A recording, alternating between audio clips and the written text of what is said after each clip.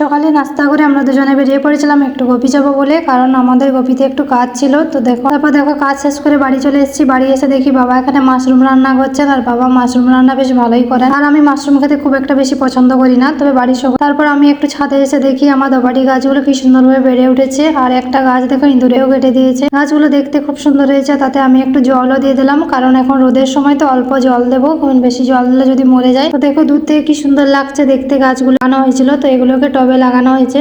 তারপর আমি ছাদে চলে এসেছি। ছাদে এসে দেখি আমি যে আগের দিন লাগিয়েছিলাম লঙ্কার বীজগুলো, তো সেগুলো দেখো কি সুন্দর হয়ে চারা বেরিয়েছে। এগুলো জমিতে লাগানো হবে, কারণ প্রতিদিন বৃষ্টি হওয়ার কারণে বাইরে চারা লাগানো যাচ্ছে না, তাই ছাদে আমরা টব কিনে এনে লাগিয়েছি। তো এই টব কিনে এনে চারা লাগানো এটা আমি ফার্স্ট টাইম দেখলাম, কারণ আমি আগে কখনো এরকম দেখিনি। আর দেখতেও বেশ ভালো লাগছে। গাছটা দেখো ভালোভাবে বেড়ে উঠেছে ঠিকই, কিন্তু কয়েকদিন হচ্ছে ফুলও হচ্ছে না, কেন জানি না। আগে প্রচুর ফুল ধরতো, এখন কিছুদিন হয়েছে ফুলও হচ্ছে না। তো আজকের মতো এই পর্যন্ত। দেখা হচ্ছে নেক্সট কোনো মিনি ব্লগে।